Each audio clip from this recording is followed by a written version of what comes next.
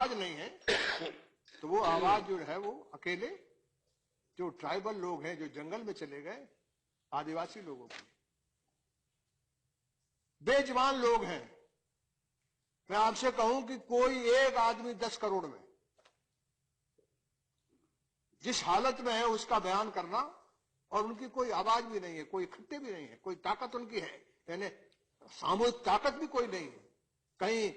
आदिवासी जो उड़ीसा का वो अलग कहलाता, गुजरात का अलग कहलाता, आपका छत्तीसगढ़ का अलग तरह का नाम है उसके, आपके मध्य प्रदेश में अलग तरह के आदिवासी, उनके बावजूद शेड्यूल्ड 6 और शेड्यूल्ड 5 हमने आजादी के बाद बना के रखा है। आज तक उसको ठीक से हमने लागू नहीं किया। 1996 में हमने नया कानून बनाया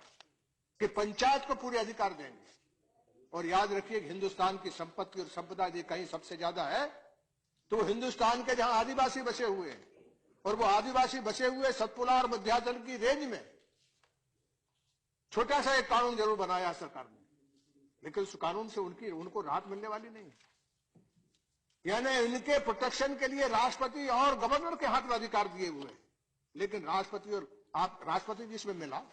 आदिवासियों को लेकर के मिला,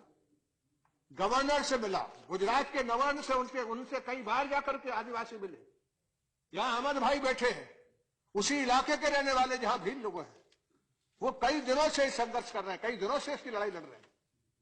लेकिन उनके जो हक और हकूक है, उनकी पंचायतों को, उनकी काउंसिल को अधिकार था कि कोई आदमी बाहर से नहीं आ सकता, कोई चीज भी, किसी तरह का खनन, किसी तरह के काम उनके बगैर अनुमति के नहीं हो सकती, लेकिन जारी है। उनको जो भी यहां से भारत सरकार से पैसा मिलता है उन तक नहीं पहुंचता है। ये वही हालत नहीं है, मध्य प्रदेश में वही हालत है, वही छत्तीसगढ़ में हालत है, वही झारखंड में हालत है, वही उड़ीसा में हालत है। यानी भारत सरकार, देश की सरकार यदि हिंदुस्तान के 10 करोड़ आदिवासियों के बारे में, और ये राज्य की सरकार यदि उसके बारे में ध्यान नहीं देंगी, तो हिंदुस्तान का एक बड़ा हिस्सा जो इतने सीधे, इतने बेजुबान, इतनी तरह की, यानी जंगल में बचे थे, वही सबसे ज्यादा संपत्ति है, वही सबसे ज्यादा खनिज है, इसलिए सबसे ज्यादा तबाही, सबसे ज्यादा बर्बादी उन्हीं की हो रही है। लेकिन उसके बारे में जो प्रोटेक्शन कानून में, संविधान में है, उन संविधान में जो प्रोटेक्शन मिला हुआ है, उस प्रोटेक्शन को वो कोई किसी तरह से, मैं राष्ट्रपति जी से मिला, उनका अभिभाषण है, कहीं मैंने जिक्र नहीं देखा कि इतनी बड़ी आबादी के बारे में आपका क्या, कहीं इसका किसी तरह का भी जो शेड्यूल्ड 6 है, शेड्यूल्ड 5 है, वो कहीं लागू नहीं है। तो आपकी कहने में सरकार से कहना चाहता हूं कि ये देश मजबूत नहीं हो सकता। यानी हिंदुस्तान का इतना बड़ा तबका जो पूरी तरह से सीएनटी एक्ट उसको अमेंड करने झारखंड सीएनटी और एसपीटीआई बताऊंगा, ये झारखंड में एक कानून बना है, और वहां छोटा नागपुर में उसपे काफी आंदोलन हुए,